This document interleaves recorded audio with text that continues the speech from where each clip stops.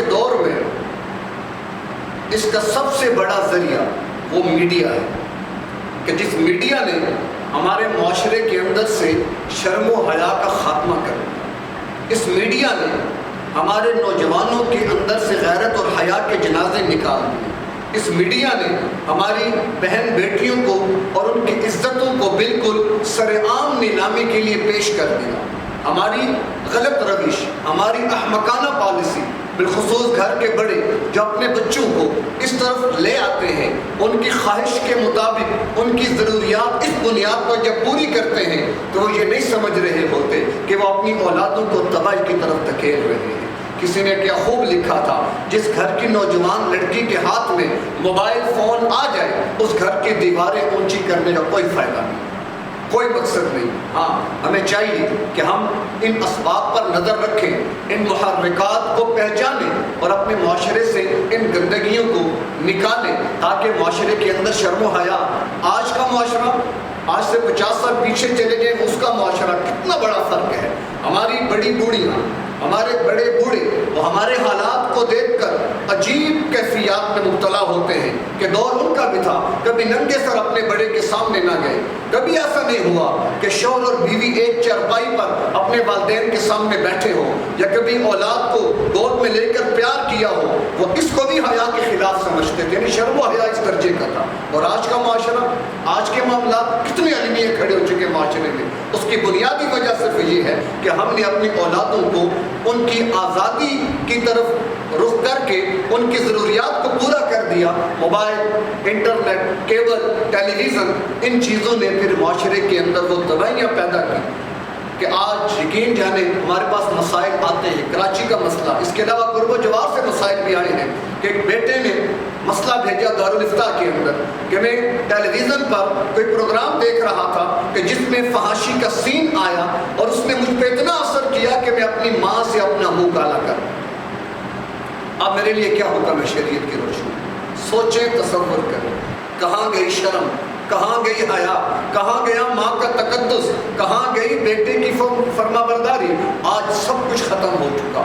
گویا کہ ہمارے اندر سے شرم و حیا کو کریت کر نکال کر باہر پھینک دیا گیا۔ کیوں پھینک دیا گیا؟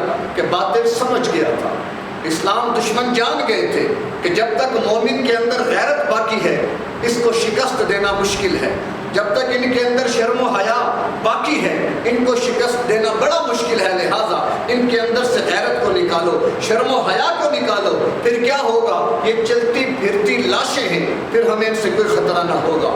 یہی وجہ تھی کہ صلاح الدین ایوبی کہ جس نے دشمن کی صفیں چیر کر رکھ دی، صلاح الدین ایوبی کہ جس نے ایمان کے اور اسلام کے پرچم پوری دنیا پہ گاڑ دیے تھے، وہ کہا کرتا تھا کہ اگر کسی قوم کو شکست دینی ہو بغیر جنگ کے تو ان کے نوجوانوں کے اندر بے حیائی کو عام کر دو، وہ بغیر جنگ کے شکست کھا جائیں گے۔ جیسے آج کا مسلم معاشرہ، آج کی مسلم امہ کہ جس کے نوجوان آج دیکھ لیں ان کے حالات، کہنے کی ضرورت نہیں۔ اللہ ہمارے نوجوانوں کو شرم عطا فرمائے، غیرت نصیب فرمائے اور ان کو حیا کا وہ پیکر بنائے کہ وہ کہنے پر مجبور ہوں کہ تر دامنی پہ شیخ ہماری نہ جائیو، دامن نچوڑ دیں تو فرشتے وضو کریں۔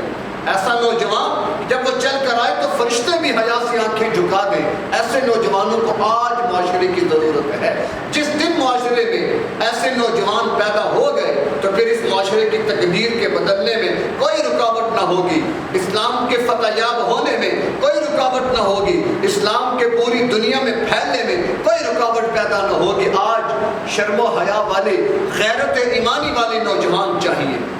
اللہ ہمیں وہ نوجوان نصیب فرمائے۔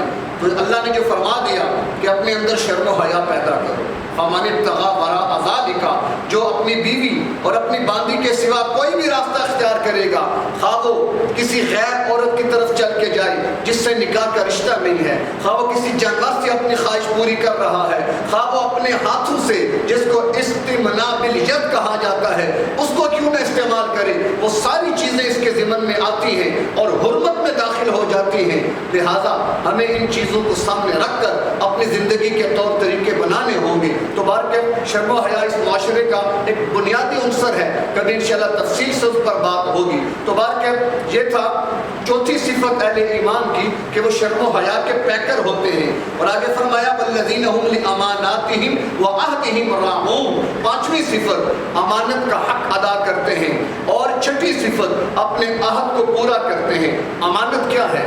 ہر وہ چیز جو آپ کی ذمہ داری میں ہے، ہر وہ کام جو آپ کے ذمے لگ گیا، ہر وہ ڈیوٹی جس پر آپ مامور کر دیے گئے، ہر وہ وقت جس کے اندر آپ نے کام کرنا ہے، وہ ساری چیزیں امانت کے اندر آتی ہیں کہ آپ امانت کے ذریعے اس کا حق ادا کریں.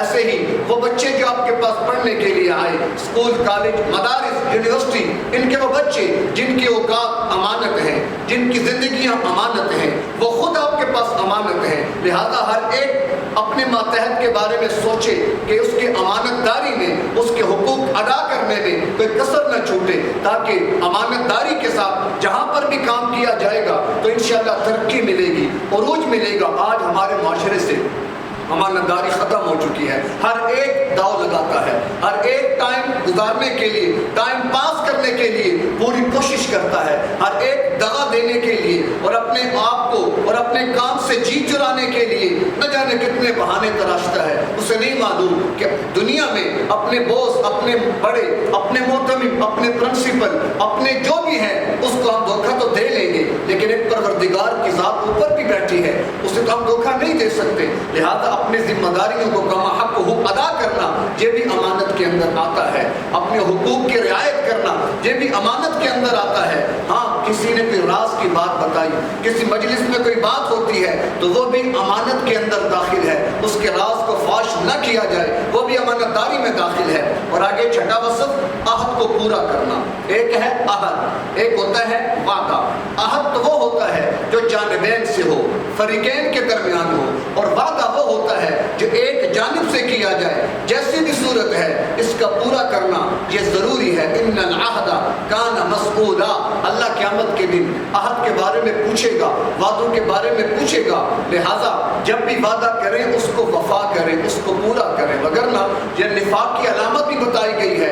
اذا وعد اخلف، کہ وعدہ کر کے جان بوجھ کے وعدہ خلافی کرنا بھی نفاق کی علامت ہے. تو اہل ایمان اپنے عہد و پیمان کو پورا کرتے ہیں. ہم نے لا الہ الا اللہ کہا، یہ اللہ سے ایک ہمارا عہد ہے. محمد رسول اللہ کہا، اللہ کے نبی سے بھی عہد ہے، شریعت سے بھی عہد ہے. تو جہاں باقی عہد و پیمان کو پورے طریقے سے ادا کرنا ہے، اللہ اور اس کے نبی سے کیے گئے عہد و پیمان کی بھی رعایت کرنی ہے، ان کے احکامات کے مطابق اپنی زندگی بسر کر کے اس وعدے کو بھی ہم نے وفا کرنا ہے. اور ساتواں وصف والذین هم علی صلواتهم یحافظون. اپنی نمازوں کی حفاظت کرنے والے، نمازوں کو وقت پر ادا کرنے والے، حقوق کے ساتھ، شرائط کے ساتھ، آداب کے ساتھ ہمیشہ اس کو پڑھنے والے، وہ کہ نمازوں کے محافظ ہیں. ہمیں بھی اللہ ان حفاظت صلاۃ، نمازوں کی حفاظت کی توفیق دے. آج ہمارے 95% لوگ تو نماز ہی چھوڑ چکے ہیں کہ جس نماز پر اللہ کے بڑے وعدے تھے، جس نماز میں اللہ نے بڑی خیر رکھی تھی، جس نماز کے اندر خالق کائنات نے دنیا اور آخرت کے بڑے راز رکھ دیے تھے، کہ جو ان رازوں سے واقف ہوئے انہوں نے نہ جانے کتنے راز پا لیے. ایک ہم ہیں، حضرات صحابی سفر سے لوٹے، اللہ اکبر، نماز کی نیت باندھی، بیوی انتظار میں، فجر کی اذان ہوتی ہے، ان کی نماز مکمل ہوتی ہے، بیوی خفا ہوتی ہے، اما علیہ کا حقا، کیا میرا تیرے پہ حق نہیں تھا؟ تو آدمی کہنے لگے، وہ صحابی کہنے لگے کہ مجھے معاف کرنا، حق تو تھا، مجھے معلوم ہے، لیکن میں بھول گیا. کہا کیسے بھول گئے؟ کہا جب کہا اللہ اکبر، جنت میرے نظروں کے سامنے آ گئی. ساری رات نماز کے اندر جنت کے نظاروں میں گم رہا، میں بھول ہی گیا کوئی میرا منتظر بھی ہے یا میں خود کہاں پہ ہوں. یہ ہے نماز کی وہ بات جو نمازی ہی پا سکتا ہے، جو نماز پڑھنے والے ہی حاصل کر سکتے ہیں. تو بار کے یہ 7 صفات تھی. صفات تو بہت ہیں، جہاں ایک مقام پر جو اللہ نے 7 صفات بیان فرمائی کہ جو ان 7 صفات کو اختیار کر لے گا، اولئک هم الوارثون الذین یرثون الفردوس هم فیہا خالدون. جس نے یہ 7 صفات اختیار کر لی وہ جنت کے وارث بن گئے، وہ جنتی بن گئے. انہیں کوئی دنیا کی طاقت جنت سے جانے میں روک نہیں سکتی. لیکن اس کے لیے ان صفات کا اختیار کرنا ضروری ہے۔ ہم خالق کائنات سے دعا گو ہیں اللہ ہمیں بھی ان صفات کو اختیار کرنے کی توفیق نصیب فرمائے اور ہمیں بھی اللہ جنت کا وارث بنائے۔ وآخر دعوانا ان الحمد للہ رب العالمین۔